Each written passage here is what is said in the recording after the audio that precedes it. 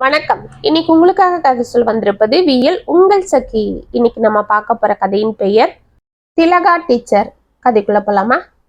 திருமண மண்டபத்திலிருந்து தாம்பூல பையை வாங்கி கொண்டு வெளியே வந்த திலகா அங்கிருந்த ஒரு மனிதரிடம் மன்னார்குடி பஸ் ஸ்டாண்டிற்கு எப்படி செல்ல வேண்டும் என்று விசாரித்துவிட்டு மெதுவாக வெளியே வந்தாள். கார் பார்க்கிங்கில் இருந்த கார்கள் ஒவ்வொன்றாக வெளியே சென்று கொண்டிருக்க திலகா வெளியே செல்ல சற்று தடுமாறிக்கொண்டு ஓரமாக நின்றிருந்தாள். அப்பொழுது ஒரு கார் வந்து அவள் பின்னால் நின்று ஹார்ன் அடிக்க மெதுவாக திரும்பி பார்த்தாள். அதில் இருந்த மனிதன் திலகாவையே சற்று நேரம் உற்று பார்த்து கொண்டிருந்தார். இதற்குள் அவன் பின்னால் இருந்த கார்கள் ஒலி எழுப்ப ஆரம்பித்து விட்டது.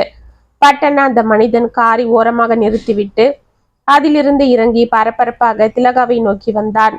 இவ்வளவையும் பார்த்து கொண்டிருந்த திலகாவிற்கு ஒன்றும் புரியவில்லை. தன்னை நோக்கி சிரித்து கொண்டே வரும் அந்த மனிதனை தனது சுருங்கிய கண்களால் பார்த்து கொண்டே நின்றிருந்தாள். அருகில் வந்த அந்த மனிதன், டீச்சர் நல்லா இருக்கீங்களா என்று அவள் கைகளை பிடித்து கொள்ள திலகாவிற்கு ஒன்றும் புரியவில்லை. ஆனாலும் அவன் முகத்தை எப்பொழுதோ பார்த்தது போல் ஒரு சிறிய ஞாபகம் பனித்திரை போட்டு மூடப்பட்டது போல் அவள் உள்ளத்தில் தோன்றிக் கொண்டிருந்தன. தம்பி, நீங்க யாருன்னு எனக்கு சரியா ஞாபகம் வரல என்று தயங்கிக் கொண்டே கூறினாள். டீச்சர், நான் தான் ஸ்ரீனிவாசன். சீனன்னு கூப்பிடுவீங்களே, அரசங்குளம் கிராமத்துல உங்ககிட்ட 6வது பிடிச்சனே. திலகாவிற்கு அந்த பனித்திரை நீங்கி தெளிவாக ஞாபகம் வந்தது. ஆமா ஆமா, தேவநாதன் ஐயாவோட மகன். அவனே தான் என்று சிரித்தான். அடடா, என்னப்பா இது, பார்க்க ராஜாவாட்டம் இருக்கியே, எப்படிப்பா இருக்கிற, என்ன பண்ற என்று மகிழ்ச்சியோடு கேட்டாள். நான் நல்லா இருக்கிறேன் டீச்சர். நான் இப்ப மன்னார்குடியில தாசில்தாரா இருக்கிறேன் என்று அவன் கூறியதும் திலகாவிற்கு ஆச்சரியமாக இருந்தது. சிறு வயதில் படிப்பு என்றாலே ஆகாமல் பருப்பில் அமக்கலம் செய்து கொண்டு பெண்களை கேலி செய்து கொண்டும் ஆசிரியர்களிடம் அந்த வயதிலேயே எதிர்த்து பேசுவதும் என இருந்த சீனு இன்று தாசில்தாராக இருக்கிறானா என்று மனதிற்குள் வியந்து கொண்டாள். என்ன டீச்சர் அப்படி பாக்குறீங்க? உங்க கிளாஸ்லயே மக்கு ஸ்டூடெண்ட்னு பேர் வாங்கினவன், எப்ப பாரு நம்ம கிட்ட திட்டு வாங்கினவன் இன்னைக்கு தாசில்தாரா இருக்கானேன்னு ஆச்சரியப்படுறீங்களா என்றால் மனதை படம் பிடித்தது போல் கேட்டுவிட்டு கலகலவென சிரித்தான். என்ன சின்ன, அப்ப நீ சரியா படிக்காம இருக்கலாம், நானும் உன்னை கண்டிச்சிருக்கலாம். அதுக்காக நீ அப்படியே வருந்துட்டு இருப்ப? அப்பவே 8வது படிக்கும் போதெல்லாம் நீ நல்லா தானே படிச்சுட்டு இருந்த, உன் அண்ணன் கூட போட்டி போட்டுக்கிட்டு. ஆமா, கிருபா எப்படி இருக்கான் என்று ஆவலாக கேட்டாள். கிருபாவின் பேச்சு எடுத்ததும் சீனுவின் முகம் டக்கென மாறியது. டீச்சர், 1000 தான் இருந்தாலும் அவன் தான் உங்க ஃபேவரட் ஸ்டூடெண்ட் இல்ல என்று குதர்க்கமாக கேட்டுவிட்டு சிரித்தான். என்னப்பா அப்படி பேசுற? ஒரு ஆசிரியருக்கு தன்னோட எல்லா மாணவர்களுமே ஒன்று போலதான். ஆமா, இப்ப அவன் என்ன பண்றான், எங்க இருக்கான் என்று கேட்டாள். அவங்க தலையெழுத்து போல இருக்காங்க டீச்சர். சரி, நீங்க என்ன இங்க இருக்கீங்க, இந்த கல்யாணத்துக்கு வந்தீங்க என்று ஆச்சரியமாக கேட்டான். சீனுவின் பேச்செடுத்ததும் அவன் முகம் மாறியதை கவனித்த திலகா இன்னும் அவர்களுடைய விரோதம் முடியவில்லை போலும் என்று மனதில் நினைத்து கொண்டு, ஆமாப்பா, இந்த கல்யாணத்துக்கு தான் வந்தேன். எங்க தூரத்து சொந்தக்காரங்க தான் இவங்க. ஓ அப்படியா? அப்ப நீங்க அவங்க கூட இங்க தங்குறீங்களா? இல்லப்பா, நான் ஊருக்கு கிளம்பிட்டேன். பஸ் ஸ்டாண்டுக்கு போக தான் வழி கேட்டுட்டு இருந்தேன். கொஞ்சம் தூரமா இருந்தா நடந்தே போயிடலாம், இல்லைன்னா ஆட்டோல போகலாமான்னு யோசனை பண்ணேன். அப்படியா? இங்க இருந்து பஸ் ஸ்டாண்டு கொஞ்சம் தூரம் தான் டீச்சர். நானே உங்களை கூட்டிட்டு போறேன். ஆனா அதுக்கு முன்னாடி எங்க வீட்டுக்கு வந்து நீங்க ஒரு நாள் இருந்துட்டு தான் போகணும் என்று அடமாக கூறினான். இல்ல தம்பி, பொழுதோட போய் சேர்ந்துட்டா நிம்மதியா இருக்கும், இல்லைன்னா வயசான காலத்துல தடுமாற்றம் ஆகிடும். அதெல்லாம் முடியாது, நீங்க ஒன்றும் கவலைப்படாதீங்க. நானே உங்களை என் கார்ல கூட்டிட்டு போய் விடுறேன். ஆமா, நீங்க இப்ப எங்க இருக்கீங்க டீச்சர்? கும்பகோணத்துல தான் தம்பி. அங்க உங்க பசங்க கூட இருக்கீங்களா? இல்லப்பா, தனியா தான் இருக்கேன். ஏன் டீச்சர்? என்ன செய்யறது, அன்னையும் பிதாவும் முன்னறி தெய்வன்னு ஊரார் பிள்ளைகளுக்கு பாடம் சொல்லி கொடுத்து புத்தி சொல்லி வழிகாட்டின எனக்கு என் பிள்ளைங்கள அந்த வழியில கொண்டு போக தெரியல. ரெக்க முளைச்சு பிள்ளைங்க ஆளுக்கு ஒரு பக்கம் பறந்து போய் தன்னோட வாழ்க்கையை பார்த்துக்கிட்டாங்களே தவிர இந்த தாய் பிறவியை பத்தி நினைக்கல தம்பி. நானும் அவங்களுக்கு பாரமா இருக்கவும் விரும்பல, என் தன்மானத்தை இழந்து அப்படி ஒரு பாதுகாப்பையும் விரும்பல. அதுதான் நான் பிறந்து வளர்ந்த மண்ணிலேயே போய் விழுந்துட்டேன். அப்படியா? இப்ப அங்க தனியா தான் இருக்கீங்களா? ஆமாப்பா. இந்த வயசான கட்டிக்கு என்ன பாதுகாப்பு வேண்டியிருக்கு? ஏதோ பென்ஷன் வருது, அதை வச்சுக்கிட்டு சாப்பிட்டுட்டு இருக்கேன். என் காலமும் அப்படியே நிம்மதியா ஓடிட்டு இருக்கு. சற்று நேரம் யோசித்த சீனு, சரி டீச்சர், முதல்ல நீங்க கார்ல இருங்க, நம்ம வீட்டுக்கு போலாம், அப்புறம் மற்றதெல்லாம் பேசிப்போம் என்று அவள் தோளில் இருந்த பேக்கை வாங்கி கொண்டார். அவனது அடாவடித்தனமான அன்பை பார்த்து சிரித்தவாறே இன்று ஒரு நாள் அவர்கள் வீட்டில் தங்கிவிட்டு செல்ல தீர்மானித்தாள் திலகா. கார் வாசலில் நின்றதும் வாசலுக்கு வந்து வரவேற்றாள் சீனுவின் மனைவி காயத்ரி. அவளை பார்த்து முகமலர்ந்த திலகா, இதுதான் உன் மனைவியாப்பா? பார்க்க லட்சணமா இருக்கா. ஆமா டீச்சர், எம்எஸ்சி படிச்சிருக்கா. கல்யாணத்துக்கு முன்னாடி வேலைக்கு போயிட்டு இருந்தா. இப்ப நான் தான் வேண்டான்னு சொல்லிட்டேன். குழந்தைய பார்த்துக்கவே அவளுக்கு நேரம் சரியா இருக்கு. அதுதான். அதனால என்னப்பா இருக்கு, அவ விருப்பம் எப்படியோ அப்படியே செய். படிச்ச படிப்பு பிள்ளைங்களுக்கு பயன்பட்டாலும் அது நல்லது தானே. காயத்ரி, நான் போன்ல சொன்னேன்ல, இவங்க தான் திலகா டீச்சர் என்று தனது மனைவிக்கு அறிமுகம் செய்தான். வாங்க டீச்சர், உங்களை பத்தி அவர் நிறைய சொல்லியிருக்காரு, உள்ள வாங்க என்று திலகாவின் கையை பிடித்து ஆசையோடு உள்ளே அழைத்து சென்றாள் காயத்ரி. பிறகு அவர்களது குழந்தையை காயத்ரி அவளுக்கு அறிமுகம் செய்ய அந்த குழந்தையிடம் கொஞ்சி விளையாடிய திலகா பையில் இருந்த ஸ்வீட் பாக்ஸ் எடுத்து அவனிடம் கொடுத்தாள். காயத்ரி இதற்குள் அவளுக்கு சாப்பாடு தயார் செய்ய உள்ளே செல்ல சீனு திலகாவிற்கு வீட்டை சுற்றி காண்பித்துக் கொண்டிருந்தான். திலகா அவனது பகட்டான வாழ்க்கையை பார்த்து மனதிற்குள் பூரித்து கொண்டிருந்தாள். பிறகு காயத்ரி அனைவருக்கும் சாப்பாடு பரிமாற திருப்தியாக அவளது சாப்பாட்டை ருசித்து சாப்பிட்ட திலகா சற்று நேரம் ஓய்வு எடுத்துவிட்டு ஊருக்கு புறப்பட தயாரானாள். டீச்சர், இப்ப நீங்க அங்க தனியா தானே இருக்கீங்க, இப்பவே அங்க போய் என்ன செய்ய போறீங்க? இங்க எங்களுக்கும் பெரியவங்க துணை யாரும் இல்லை, நீங்க எங்க கூடவே இருந்துக்கலாம் இல்ல என்று கேட்டுக்கொண்டான் சீனு. ஆமா டீச்சர், நீங்க இருந்தா எங்க குழந்தையும் சந்தோஷப்படுவான். பாருங்க, உங்ககிட்ட இந்த கொஞ்ச நேரத்திலேயே எப்படி ஒட்டிக்கிட்டான் என்றாள் காயத்ரி. அவர்களது அன்பான வேண்டுகோளை மறுத்து பேச முடியாமல் திலகா தவித்து கொண்டிருக்க, என்ன டீச்சர் அப்படி யோசிக்கிறீங்க? இதுவே உங்க கிருபா கேட்டிருந்தா ஒத்துட்டு இருப்பீங்க இல்ல என்றான். அவனது பெயரை கேட்டதும் மீண்டும் திலகாவிற்கு அவன் நினைவுகள் மனதில் ஆசை போட்டன. கிருபா நல்ல பையன், இவனை போல அவன் துடுக்கானவன் இல்லை, ரொம்ப சாது, வாய் செத்த பூச்சி. ஆனா மனுஷங்க மேல பாசம் அதிகம். இவன் சின்ன வயசுல என்னதான் அவனை வம்பிழுத்து அமகலம் பண்ணாலும் அவன் அமைதியா பொறுமையா இருப்பான். இவனை விட அவன் ஒரு வயசு பெரியவனா இருந்தாலும் 2 பேரும் ஒரே வகுப்புல தான் படிச்சுட்டு இருந்தாங்க. அப்பவே அவன் நல்லா படிப்பான்னு இவனுக்கு அவன் மேல பொறாம இருக்கும். அதுக்கு பெரியவங்க தான் காரணம் என்று மனதில் ஏதேதோ பழைய நினைவுகளை மெல்லமாக ஆசை போட்டு கொண்டிருந்தாள். இதற்குள் காலிங் பெல் சத்தம் கேட்கவே சீனு எழுந்து கொண்டான். இருங்க, நானே போய் பார்க்கிறேன் என்று காயத்ரி வெளியே சென்றாள். ஆமா சீனு, இன்னைக்கு நீ ஆபீஸுக்கு போலியாப்பா என்று திலகவதி கேட்க, இல்ல டீச்சர், கல்யாணத்துக்கு போயிட்டு அப்படியே ஆபீஸுக்கு போலான்னு தான் இருந்தேன். உங்களை பார்த்ததும் இன்னைக்கு லீவ் போட்டுட்டேன். அடடா, அப்ப ஆபீஸ் வேலையெல்லாம் நின்றுடுமே. என்னால எதுக்குப்பா? இல்ல டீச்சர், ஒன்றும் பிரச்சனை இல்லை, நீங்க சங்கடப்படாதீங்க. நான் முக்கியமான ஃபைலெல்லாம் வீட்டுக்கு கொண்டு வர சொல்லிட்டேன், அதெல்லாம் இங்க இருந்தே பார்த்துடுவேன். இதோ இப்போ கொண்டு வந்துடுவான் கிளர்க்கு என்று சீனு கூறி கொண்டிருக்க, வாங்க உள்ள வாங்க என்று காயத்ரி அழைத்து கொண்டே உள்ளே வந்தாள். அவள் பின்னால் ஒரு மனிதன் கையில் ஃபைல்களோடு உள்ளே நுழைய அவனை நிமிர்ந்து பார்த்தாள் திலகா. அந்த மனிதனும் திலகாவை பார்த்ததும் அவன் முகம் மலர்ந்தது. டீச்சர், நீங்களா? எப்படி இருக்கீங்க என்று கேட்டுக்கொண்டே அருகில் வந்தான். தம்பி, நீ நீ கிருபா தானே என்றாள் திலகா சந்தேகத்தோடு. ஆமா டீச்சர், நான் உங்க கிருபாவே தான். எப்படி டீச்சர் இருக்கீங்க? சீனு, நம்ம டீச்சர் வந்திருக்காங்கன்னு சொல்லவே இல்லையே என்று உற்சாகத்தோடு கேட்டுக்கொண்டே அவள் காலடியில் வந்து முட்டி போட்டு அமர்ந்தான் கிருபா. சீனுவின் முகம் அவனை முறைத்து பார்த்து கொண்டிருக்க கிருபாவின் முகம் பட்டென சுருங்கியது. அமைதியாக எழுந்து வந்து கையில் இருந்த ஃபைலை அவனிடம் கொடுத்தான். அவனை முறைத்தவாறே அதை வாங்கி பார்த்து விட்டு, என்ன இது? நான் எந்த ஃபைல கொண்டு வர சொன்னா நீ ஏதோ கொண்டு வந்திருக்கிற? ஒரு வேலையும் ஒழுங்கா செய்ய வக்கில்ல உனக்கு. உன்னெல்லாம் வச்சுக்கிட்டு நான் என்ன செய்யறது? தினமும் கிட்ட போராடுறதே எனக்கு பொழப்பா போச்சு. மாசன்னு நிக்காம சீக்கிரமா போய் நான் சொன்ன ஃபைல கொண்டு வா என்று கத்தினான். காயத்ரி தர்ம சங்கடத்தோடு அங்கிருந்து சென்று விட்டாள்.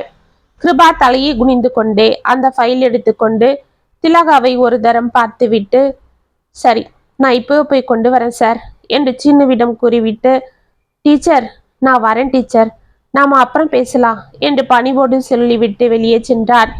இவ்வளவையும் அதிர்ந்து பார்த்து கொண்டிருந்த திலகா, என்னப்பா சின்னு, அது நம்ம கிருபா தானே, அவ எப்படி இந்த வேலையில இருக்கான், அவ உன் கூட தான் வேலை பார்க்கறான்னு நீ சொல்லவே இல்லையே என்று ஆச்சரியமாக கேட்டாள்.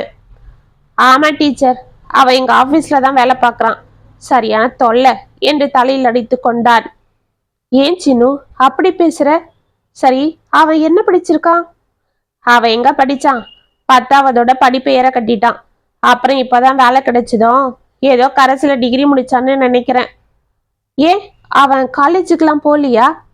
எங்க போறது, எல்லாம் அவங்க பண்ண வேணதான் என்று அவன் கூறிக்கொண்டிருக்க அவனது செல்போன் ஒலித்தது. அதை பார்த்து சீனு, சரி டீச்சர், நீங்க உள்ள போய் கொஞ்ச நேரம் ரெஸ்ட் எடுங்க, எனக்கு ஒரு முக்கியமான கால் வந்திருக்கு, நான் பேசிட்டு வரேன் என்று போனை எடுத்துக்கொண்டு வெளியே சென்றான். திலகா அமைதியாக உள்ளே சென்று தனக்கென்று அவர்கள் கொடுத்திருந்த அறையில் இருந்த கட்டிலில் படுத்து கொண்டாள். அவளுக்கு தூக்கம் வரவில்லை. அவள் மனது ஏதேதோ குழப்பத்தில் இருந்தது. என்ன இது, கிருபா படிக்கலன்னு சீனு சொல்றானே, ஏன் அவன் படிக்கல? அவன் எப்படி இவனுக்கு கீழே வேலைக்கு வந்து சேர்ந்தான்? இவன் ஏன் இப்படி அவனை எரிஞ்சு விழறதும் வேலைக்காரன் போல நடத்துறதுன்னு செய்யறான்? ஒரு காலத்துல அவன் தானே நல்லா படிப்பான், அவன் தான் பெரிய ஆளா வருவான்னு நான் நினைச்சிட்டு இருந்தேன். எல்லா டீச்சர்கிட்டையும் அவனை பத்தி பெருமையா சொல்வேன். இவன் ஊதாரித்தனமா இருந்தான், ஆனா இப்ப இவன் தாசில்தாரா இருக்கான். அவன் ஏன் இப்படி சாதாரண கிளர்க்கா வேலை பார்க்கறான் என்று யோசித்தவாறே பழைய நினைவுகளை அசை போட்டாள். டீச்சர், 7ஆம் வகுப்பு இதுதானே என்ற குரலை கேட்டு போர்டில் எழுதி கொண்டிருந்த திலகா ஆமா என்று கூறிக்கொண்டே வாசலில் வந்து நின்ற மனிதரை உற்று பார்த்தாள். டீச்சரம்மா, நான் தான் கிருபாவோட அப்பா ஞானசேகர் என்றார் அந்த மனிதர். அப்படியா என்று திரும்பி கிருபா என்று குரல் கொடுத்தாள். கிருபா எழுந்து தனது தந்தையிடம் செல்ல, இந்தாப்பா பரீட்சைக்கு கட்ட பணம் கேட்டியே, கொண்டாந்துட்டேன், டீச்சர் அம்மா கிட்ட நீயே கொடுத்துடு என்றார். அப்பா அது ஆபீஸ் ரூம்ல கட்டுங்கப்பா என்றான் கிருபா சங்கடத்தோடு. அதெல்லாம் எனக்கு தெரியாதுடா, நீயே கட்டிடு என்று ஞானசேகர் கூற, கிருபா பரவாயில்ல, அவர்கிட்ட இருந்து பணத்தை வாங்கிட்டு வா, நானே கட்டிக்கிறேன் என்றாள் திலகா. சரி டீச்சர் என்று தனது தந்தையிடமிருந்து பணத்தை வாங்கி கொண்டான் கிருபா. ரொம்ப நன்றி டீச்சர். ஆமா, என் புள்ள எப்படி படிக்கிறான் என்று அவளோடு விசாரித்தார் சேகர். அவனுக்கு என்ன, நல்லா படிக்கிறான், அவன் தான் கிளாஸ்லயே ஃபர்ஸ்ட் என்றாள் திலகா கிருபாவை பார்த்து சிரித்து கொண்டு.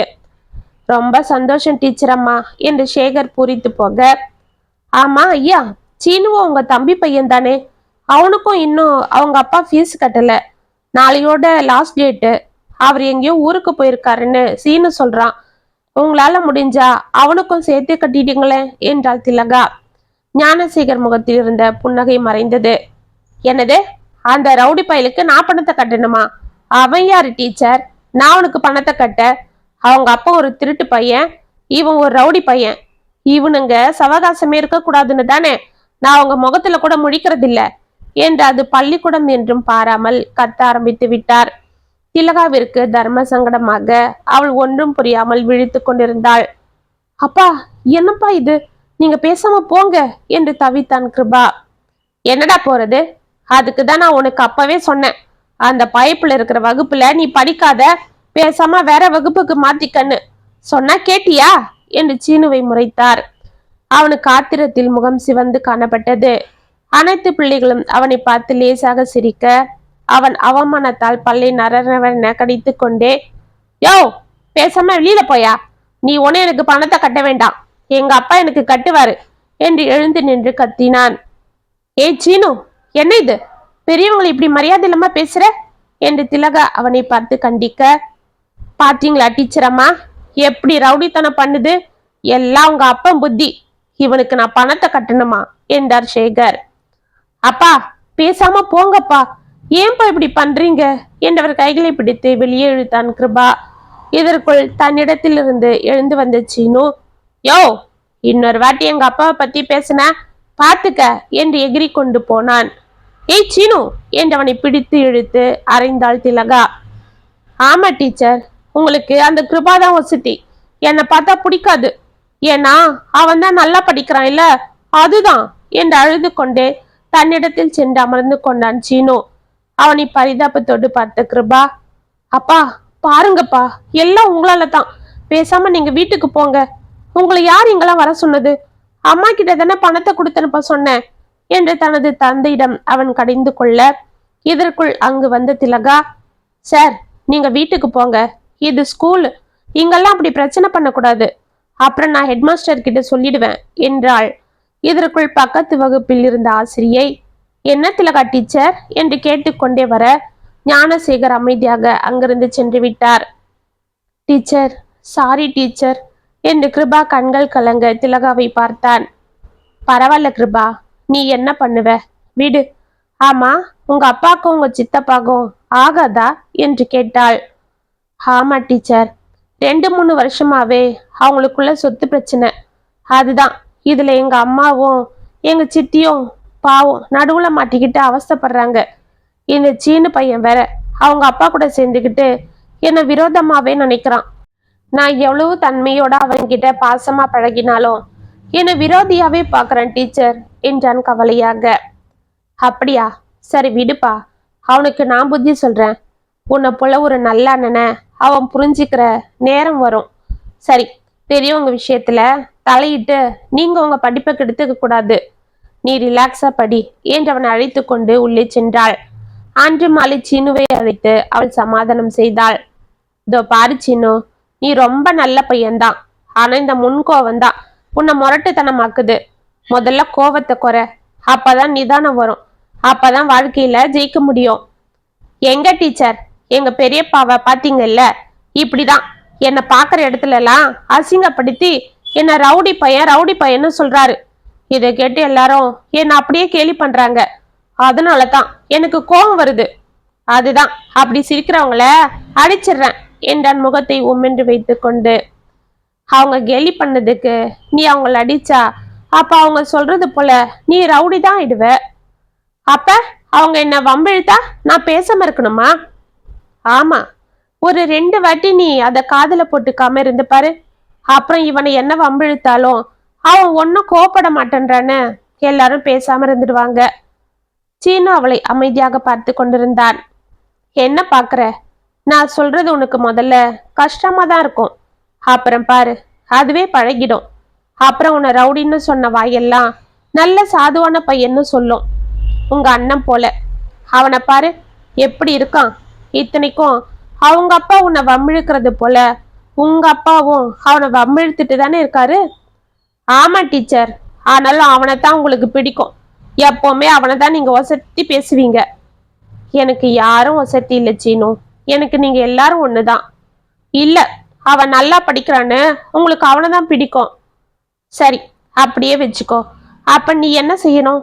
நீயும் நல்லா படிக்கணும் இல்ல, அப்ப உன்னையும் எனக்கு பிடிக்கும் இல்ல. எனக்கு தான் என்ன படிச்சாலும் மண்டியில ஏற மாட்டேன்தே, நான் என்ன செய்யறது? முழு கவனத்தை அதுல வச்சு படிக்கும் போது தானா வரும். உன் அண்ணனுக்கு வர படிப்பு உனக்கு வராதா சொல்லு.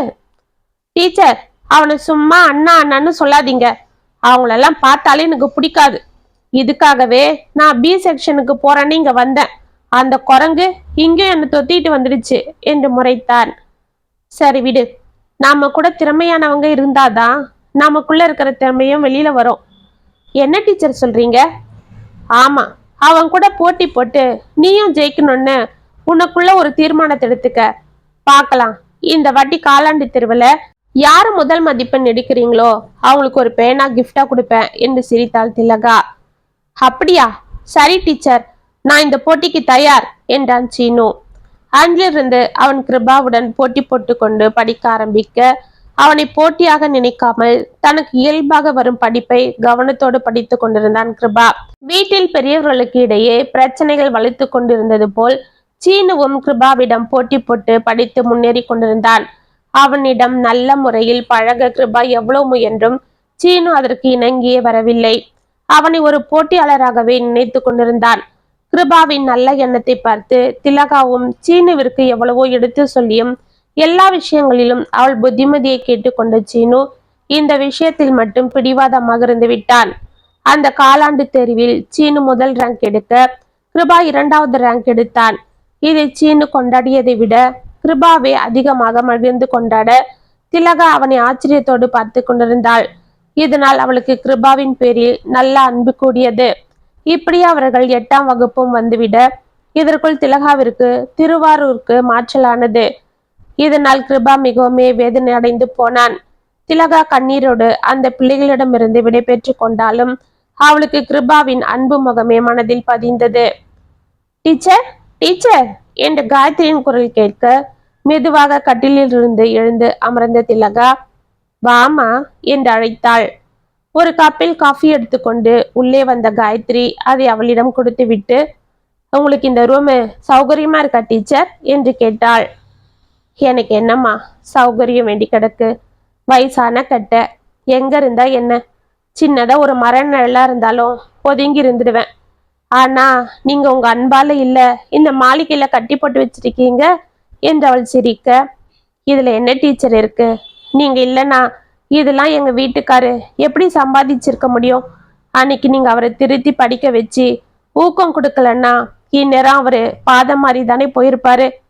ஆமாம்மா, உனக்கு அந்த கதைலாம் தெரியுமா என்று ஆச்சரியமாக கேட்டாள் திலகா.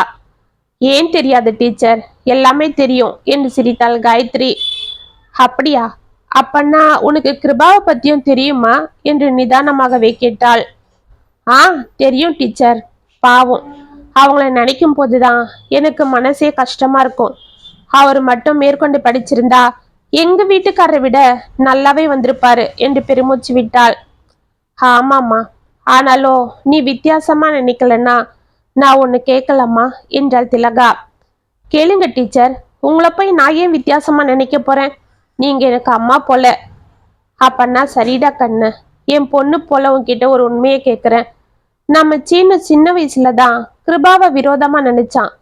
சரி, அப்ப அது ஏதோ அறியாத வயசு, அவங்க பெரியவங்க சண்டையை பார்த்து அவன் மனசு கெட்டு போயிருந்ததுன்னு சொல்லலாம். ஆனா இப்போவும் அவன் கிருபாவை ஏன் இப்படி அசிங்கப்படுத்துறான், எனக்கே கஷ்டமா இருக்கே என்றாள் குரல் கம்ம. ஆமா டீச்சர், எனக்கும் அது கஷ்டமா தான் இருக்கும். இத்தனைக்கும் மாமா இவர் என்ன சொன்னாலும் அதை கண்டுக்காம ரொம்ப பொறுமையா இருப்பாரு. அதுக்காக இவரும் அவரை ரொம்ப அசிங்கப்படுத்துவாரு. நானும் எத்தனையோ நாள் சொல்லிட்டேன், ஆனா அவர் கேட்கறதில்ல. அவங்க என்ன சின்ன வயசுல எப்படிலாம் அசிங்கப்படுத்திருக்காங்கன்னு உனக்கு தெரியாதுன்னு என்னையே திட்டுவாரு. அப்படியா என்னவள் கேட்டுக்கொண்டிருக்க வெளியே கிருபாவின் குரல் கேட்டது. நான் ஒரே ஒரு வாட்டி டீச்சர் கிட்ட பேசிட்டு போயிடுறேன் சீனு, அவங்கள இத்தனை வருஷம் கழிச்சு பார்த்தது எனக்கு சந்தோஷமா இருக்கு என்று சீனுவிடம் கூறிக்கொண்டிருந்தான். ஆனா அவங்களுக்கு உன்னை பார்த்தா சந்தோஷம் இருக்காது.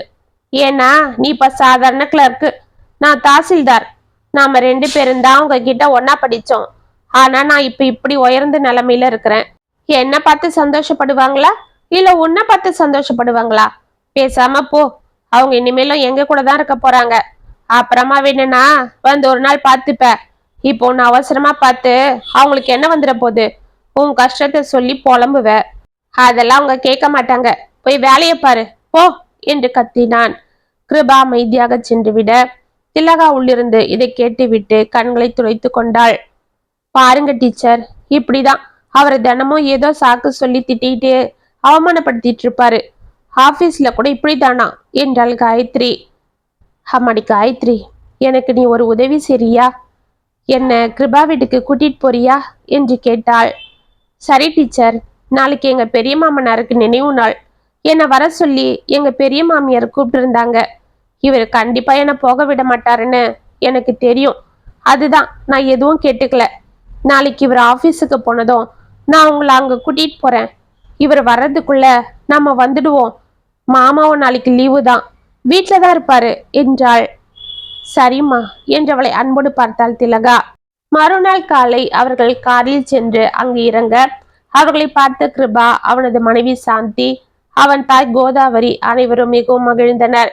திலகாவை அவனது மனைவி சாந்தி நன்கு கவனித்து கொண்டு பணிவிடை செய்ய அவர்கள் அன்பில் பூரித்து போன திலகா அவர்களை மனதார வாழ்த்தினாள். அனைவரும் சாப்பிட்டு முடித்ததும் சாந்தி, காயத்ரி, கோதாவரி பேசிக் கொண்டிருக்க கிருபா திலகாவை தோட்டத்திற்கு அழைத்து சென்று தான் வளர்த்த பூச்செடிகளை எல்லாம் காண்பித்து கொண்டிருந்தான்.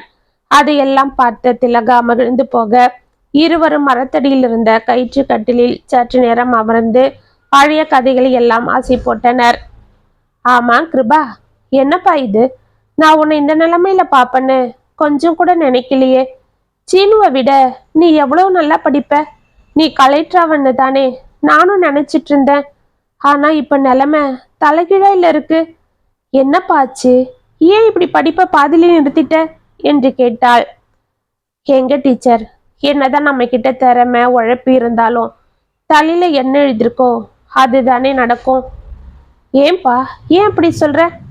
ஆமா டீச்சர், நான் 9வது படிக்கும்போது எங்க அப்பாவுக்கு குடிப்பழக்கம் அதிகமாயிடுச்சு. எங்க அம்மா எவ்வளவோ சொல்லி பார்த்துட்டாங்க, அவர் திருந்தல. நான் 10வது படிக்கும்போது அவர் உடம்பு சரியில்லாம போய் இறந்துட்டாரு.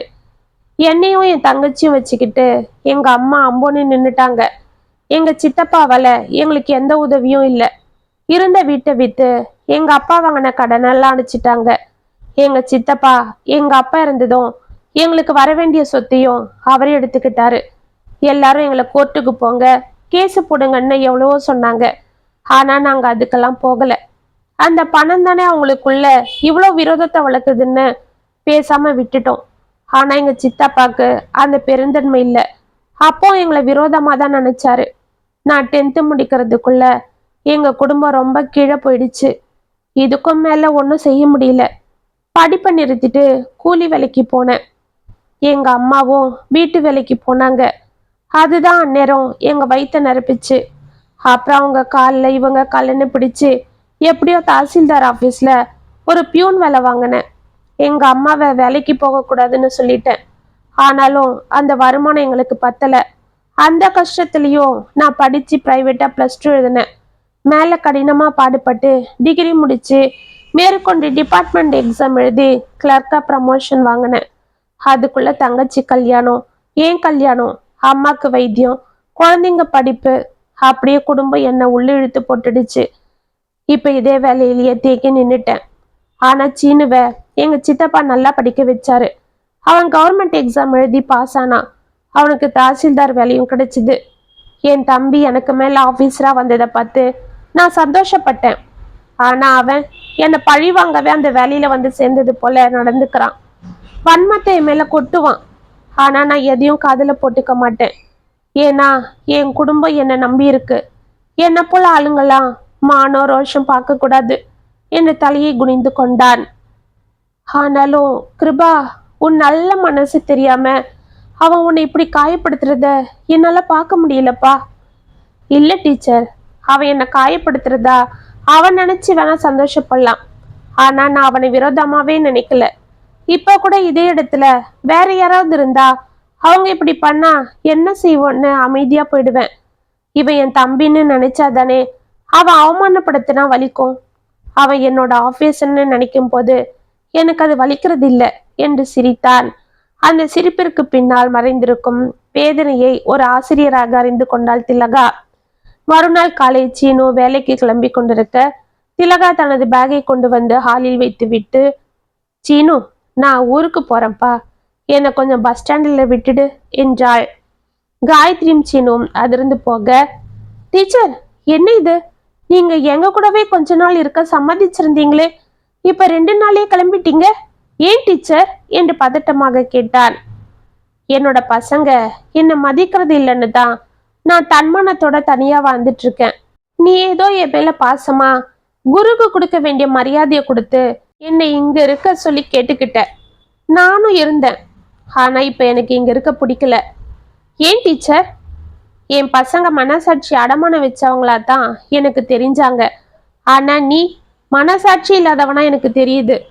டீச்சர், என்ன சொல்றீங்க? நான் ஏதாவது உங்களுக்கு குறை வச்சுட்டேனா? உங்களை கவனிக்கிறதுல ஏதாவது தவறு பண்ணிட்டேனா? அப்படின்னா என்னை மன்னிச்சிருங்க டீச்சர். இனிமே அந்த தவறு நடக்காது. அப்படி நான் என்ன தப்பு பண்ணேன்னு சொல்லுங்க டீச்சர் என்று பதறினான். நீ எனக்கு எந்த குறையும் வைக்கல. என்னை கவனிச்சுக்கிட்டதுலயும் எந்த தவறும் பண்ணல. ஆனா இதுல உண்மை இல்லைன்னு எனக்கு தோணுது. ஏன் டீச்சர்? ஆமா, பின்ன சின்ன வயசுல நான் உன்னை கிருபாவோட கம்பேர் பண்ணி அவங்க கூட ஒரு ஆரோக்கியமான போட்டி போடுன்னு சொன்னதுக்கு நீ இப்ப அவங்க சூழ்நிலை தெரிஞ்சிருந்தோம் நான் அவனை ஜெயிச்சிட்டேன் பாருன்னு ஆணவத்தோட எனக்கு காட்டுறது போல தெரியுது.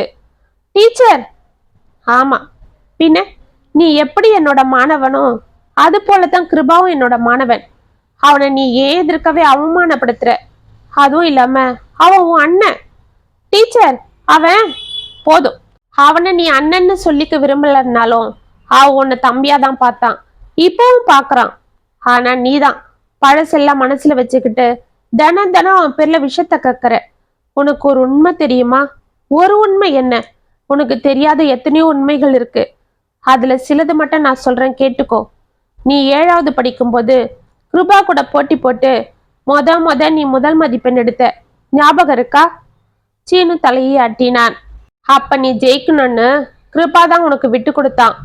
டீச்சர்.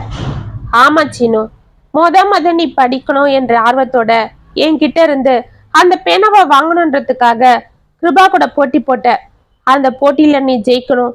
அப்படி இல்லைன்னா முயற்சியே உன்னை முடக்கி போட்டுடும்.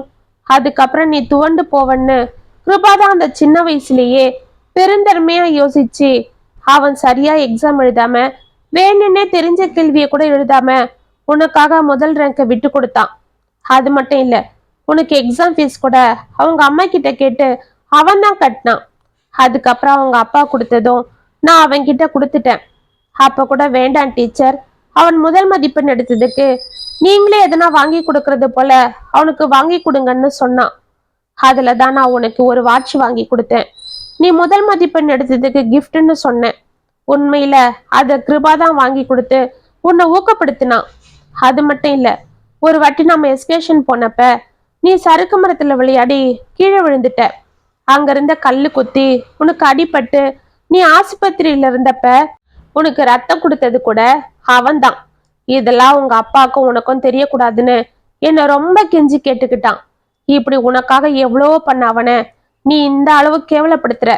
அவன் பேர்ல தப்பே இல்லைனாலும் ஏதோ ஒரு தப்ப நீயே உருவாக்கி அவனை காயப்படுத்துற. உன்னை சின்ன வயசுல ஊக்கப்படுத்தினவன நீ இப்ப அவன் நிலைமைய குத்தி காமிச்சு வேதனைப்படுத்துற. இதெல்லாம் உனக்கு தெரியாதுன்னே வச்சுப்போம். நீ படிச்சவன் தானே, உனக்கு மனசாட்சி வேண்டாம்? உன் படிப்பு உனக்கு என்ன சொல்லி கொடுத்தது? விரோதத்தைய வளர்த்துக்க சொல்லி கொடுத்தது? இல்ல பரம்பரையா பகைய வளர்த்துக்க சொல்லி கொடுத்ததா? இன்னா செய்தாரே ஒருத்தர், அவர் நான நன்மையும் செய்து விடல்னு திருவள்ளுவர் சொல்லியிருக்காரு. ஆனா நீ உனக்கு நல்லது பண்ணவனுக்கு தீமை செய்கிற. உன்கிட்ட நட்பு கரத்தை நீட்டுறவன நீ காயப்படுத்துற. இப்படி மனசாட்சி இல்லாத உன் வீட்டுல நான் இருக்க விரும்பல. என் பிள்ளைங்க தப்பு பண்ணாலும் சரி, என் மாணவர்கள் தப்பு பண்ணாலும் சரி, எனக்கு ரெண்டும் ஒண்ணுதான். ஏன்னா நான் அவங்க 2 பேரையுமே என் 2 கண்ணுங்களா தான் பாக்குறேன். அதுல ஒண்ணு சரியில்லைனாலும் நான் ஊனமுள்ளவளா தான் ஆகிடுவேன் என்று பெட்டி எடுத்துக்கொண்டாள். டீச்சர், என்ன மன்னிச்சிடுங்க டீச்சர், என்ன மன்னிச்சிடுங்க.